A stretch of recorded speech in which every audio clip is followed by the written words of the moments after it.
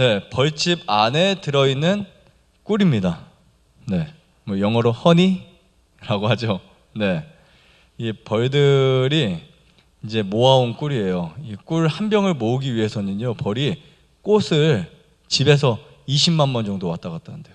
자, 이 꿀의 성분을 보면 수분이 한 16%에서 19% 정도가 꿀입니다. 근데 사람들은 거의 수분 함유량을 30% 정도 되는 꿀을 가지고 따서 또 작업을 합니다.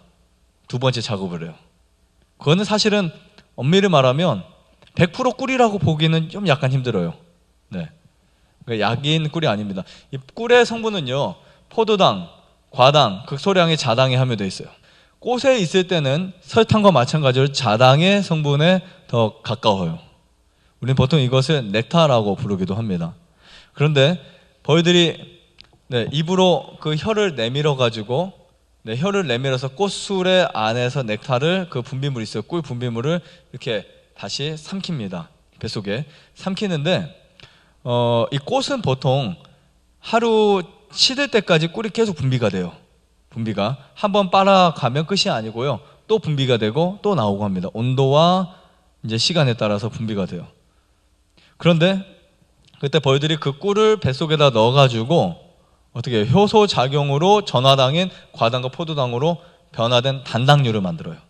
그래서 올리고당이나 뭐 이런 이당류나 아니면 다당체가 아니라 단당류가 되는 거예요. 단당류 같은 경우는 흡수율이 좋아요. 근데 이 즉 흡수율이 높고 영양가가 굉장히 높아집니다. 그래서 어떻게 보면 원료 자체가 벌을 통해서 바뀌는 거예요. 그게 꿀이에요. 근데 우선 좋은 꿀을 고르는 방법을 여러분들에게 팁을 하나 드린다면 제가 4가지를 가져왔습니다. 첫 번째, 농축과 비농축이라는 이 표현 하나를 말씀드릴게요. 자, 우선 우리나라 전국 실정을 말씀드리면 그런 농축장이 우리나라에 엄청 많이 있다고요. 이 말은 뭐냐면 대부분의 사람들이 먹는 꿀은 농축을 통해서 나온 꿀이라는 사실을 우리가 알 수 있어요. 그럼 그게 왜 문제일까? 문제가 그게 해롭거나 가미돼서 문제가 아니에요. 그냥 꿀의 성분이 100이라고 하면 거기서 어떤 프로테즈를 깎아서 먹는 거죠.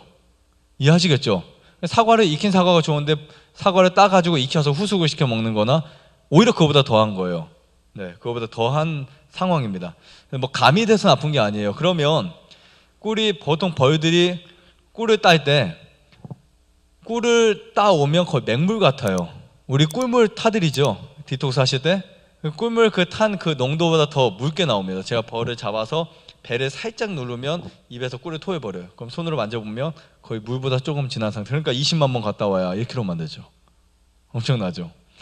근데 그 꿀을 이제 벌들이 모으면, 양봉업자들은 선택을 해야 돼요. 꿀을 따낼 것인지 기다릴 것인지. 근데 대부분 저부터도 기다리기 사실 힘들어요. 항상 해마다. 왜냐하면 꽃은 한참 펴있고 꿀은 많이 들어와 있어요. 그럼 이걸 한번 떠내고 나면 또 한 번 또 들어오거든. 그만큼 기가 막혀요. 하루에 4병씩 막 들어오고 그래요. 한 통에서 3병 4병씩. 그러면 그 들어온 꿀이 들어온 양만큼 또 이렇게 들어오고 또 들어오는데 너무 아깝지 않아요? 그러니까 눈앞에서 버리는 거예요. 아카시아 꿀이 개화기가 피크가 5일에서 일주일이거든요. 그런데 초반부에는 이제 한 4, 5일 동안 꿀이 들었다가 이제 피크 때 이틀 정도 남기는 그때 떠내버려도 그만큼 차는데, 그러니까 욕심이 날 수밖에 없죠. 그래서 작년에 저 이런 생각도 했어요. 작년 꿀 대풍이었거든요. 이거 꿀을 떠내서 이건 도매로 팔고 이건 또 떠서 소매로 이렇게 수성꿀 만들까? 이 생각까지 할 정도로 그게 심리적으로 그렇게 돼요. 그러면은 꿀을 떠냅니다. 그러면 그 꿀이 묽어요. 네. 한 몇 프로 정도 되냐면 보통 아까 몇 프로가 정상 꿀이었어요? 16에서 17%, 19%, 20%. 20%가 맥심이에요. 최대한. 그러니까 20%가 넘어가면 꿀을 그대로 보관할 수 없습니다. 냉장고를 이용을 해야 돼요. 근데 19%까지만 해도, 20%까지만 해도 꿀만 그냥 그대로 놔도 10년 갈 수 있어요. 제가 19%짜리, 18%짜리를 10년 놓으니까 그대로 변함없어요. 기가 막히죠. 네, 자체 방부제 역할을 하니까. 그런데 보통 양봉가들이 뜨는 꿀이라기보다는 실제로 그 꿀을 떠서 떤 꿀을 보면요, 꿀물이에요. 흔들면 꿀물처럼. 정말 그런 꿀을 떠가지고 공장에 가서 농축을 시킵니다. 그나마 최근에는 저온 농축이 생겨서 다행이지, 예전에 고온 농축이었을 때는 30% 정도 되는 꿀을 농축하잖아요. 탄내가 나요, 꿀에서. 그래도 사람들 그냥 먹어요. 그리고 이제 지금은 저온 농축이라 온도를 뭐 60도, 50도 이렇게 올리지만 그래도 파괴될 성분 다 파괴돼요. 그래서 온도가 올라가면 효소는 열에 약한 거 아시죠? 굉장히 많은 게 파괴됩니다. 그리고 꿀의 성분이 바뀌어요. 그리고 벌들이 날개로 이렇게 숙성을 시킬 때와 공장에서 그 농축을 시킬 때는 천지 차이입니다. 그래서 농축과 비농축, 저는 이거 굉장히 중요하게 생각해요. 어쩌면 친환경보다 더 중요하다고 생각합니다. 친환경도 중요해요. 네, 꿀을 꿀이라고 생각하고 드시려면 반드시 농축과 비농축을 구분하셔야 되고, 두 번째, 친환경 무항생제예요. 그러니까 벌들도 여러 가지 염증성 질환이라든지 노제마, 부저, 석고 이런 병들이 굉장히 많아요. 그래서 거기에 항생제나 이런 걸 많이 씁니다. 테라마이신 뭐 이런 것들. 그런 마이신들을 썼는데 그게 잔류해요, 잔류. 우리나라 현실에서 약을 안 쓰고 하기가 되게 힘들어요. 그래서 뭐 찐득이나 그런 응애약을 해줍니다. 그리고 세 번째는 무설탕. 요즘에 설탕은 법이 강화돼서 분명히 설탕 꿀을 사양꿀로 지목을 하게 되어 있고, 오히려 이런 게 못 믿는 거예요. 친한 아저씨, 동네 아저씨는 친한 아저씨가 꿀 하면은 난 아저씨가 믿으니까 그냥 그걸 사오잖아요. 그런 게 더 못 믿을 수 있어요. 차라리 검사를 통해서 나온 꿀이 진짜 꿀 나올 수 있어요. 단지 이것만 한 것뿐이지. 무슨 말인지 아시겠죠? 요즘엔 설탕을 분별하는 기계도 나왔어요. 그래서 그것을 탄소 동위한 소비라고 해서, 그런데 재밌는 게 또 있어요. 탄소 동위한 소비가 그 해에는 설탕을 가려내는데 1년만 묵히잖아요. 또 정상으로 돼버려요. 자, 그 다음에 이제 네 번째는 벌의 건강 상태예요. 벌의 건강 상태. 그러니까 벌이 약하면 꿀도 사실은 형편이 없습니다. 벌이 건강하지 못하면. 그래서 벌의 건강 상태도 중요한데요. 이거 전문가 아니면은 사실 좋은 꿀을 사기가 사실은 힘들어요. 그리고 믿는다 하더라도 사실 아무리 착한 사람도 그냥 이것만 안 한 거 생각하죠. 네, 설탕만 아니면 괜찮다라고 생각하는 사람들이 대부분이니까 이거는 뭐 다른 게 아닙니다. 그냥 그런 관념이기 때문에. 그래서 이런 부분들 여러분 생각하시면 앞으로 이제 누구한테 꿀을 살 때 그거 농축했냐 안 했냐 친환경이냐 무항생제냐 뭐 이런 거 다 물어보면요 아마 다른 꿀 사 먹으러 끊어버릴 거예요. 자, 숙성이 된 꿀은 이거는 이제 밀랍으로 봉개한 거를 제가 벤 거예요. 숙성이 된 꿀은 이렇게 색깔 자체가 멍청해 보여요. 그리고 이제 꿀이 바로 들어오면 총명합니다. 색깔이 반짝반짝거려요. 그리고 이거를 소비라고 해요. 소비라고 하는데, 이 소비를 이렇게 들었을 때 지금 얘도 사실 숙성이 된 거예요. 아래도요. 그러니까 막았다고 숙성 무조건 된 게 아니고, 막으면 이거는 완숙 부분이고요.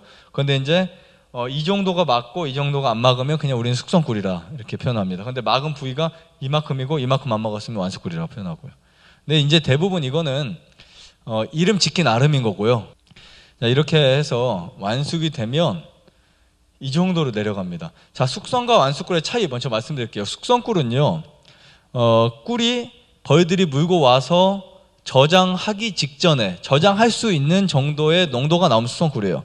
19%까지만 나와주면 숙성꿀이에요. 그래서 그것을 떠서 공장에 안 가고 농축장에 안 가고 직접 먹고 그냥 꿀병을 10년 동안 놔둬도 그게 상하지 않은 그런 꿀을 숙성꿀이라고 해요. 그런데 그 프로스가 넘어가면 꿀이 쉬어버립니다. 그리고 완숙꿀은 벌들이 이제 이거는 실온이에요. 실온에다가 우린 병에다 넣지만 얘는 그냥 놓는 거예요. 통에다가요. 이 상태로 1년, 2년 견딜 수 있도록 만들어 놓은 것이에요. 기가 막혀요, 정말. 여기 빼버리고, 자, 보여드릴게요. 이거 다 제가 직접 한 거니까. 네. 지금 이건 깐 거고, 여기서부터 밀랍으로 봉개를 했잖아요. 이 정도면 진짜 작품이에요, 이거는. 작품. 인제 가서 뜬 거예요. 근데 무게가 엄청납니다. 엄청 무거운데, 이 밀랍에 쌓여가지고, 이거는 이 밀랍채 그냥 보관해놔도 꿀이 상하지가 않아요. 이걸 그냥 실어놔도. 그게 완숙꿀이다 이렇게 보시면 됩니다. 근데 정의를 저는 이렇게 내립니다. 완숙꿀은 1년에 저는 한 번 뜨는 꿀에 이런 느낌을 줄 수 있는 꿀을 완숙꿀이라고 제가 정의를 그렇게 내리고 뜨고 있고요. 완숙꿀을 하다가 이제 끝에 이 부분에 이제 밤꿀이 많이 들어왔어요. 그럼 꿀이 농도가 이제 밤 성질 자체가 되게 묽거든요. 그럼 이제 농도가 또 17에서 한 18%까지 올라가기도 합니다. 그렇게 약간 실패는 아닌 실패작인 완숙꿀은 뭐 또 이제 저렴해지고요. 그렇지만 성분이나 뭐는 크게 달라지지 않습니다. 이런 완숙된 꿀이 사실은 진짜 약인 거예요. 진짜 약. 뭐 국어사전이나 백과사전 같은 데 보면 뭐 토종벌의 꿀이 훨씬 더 뭐 당도가 좋고 양봉 꿀은 뭐 당도가 약하고 천만의 말씀이에요. 그거 다 이론입니다. 당 보면 똑같아요. 그리고 잘못된 꿀을 뜨니까 문제가 되는 거지 양봉도요 똑같아요. 그리고 토종벌이 이제 혀가 좀 짧아요. 그래서 아카시아 꿀을 못 떠요. 토종벌은 아카시아에 가서 혀만 낼름낼름 하다가 꿀 닿지도 못하고 그냥 집에 와요. 양봉은 혀가 좀 더 길거든요. 더 많은 꿀들을 이제 채집을 할 수 있습니다. 그러니까 숙성을 거쳐야만 이렇게 완숙이 되는 거예요. 기가 막히죠. 지금 이런 모든 부분을 얘들이 다 작업해서 막아버리는 거예요. 좋아요, 구독 눌러주세요. 눌러주세요.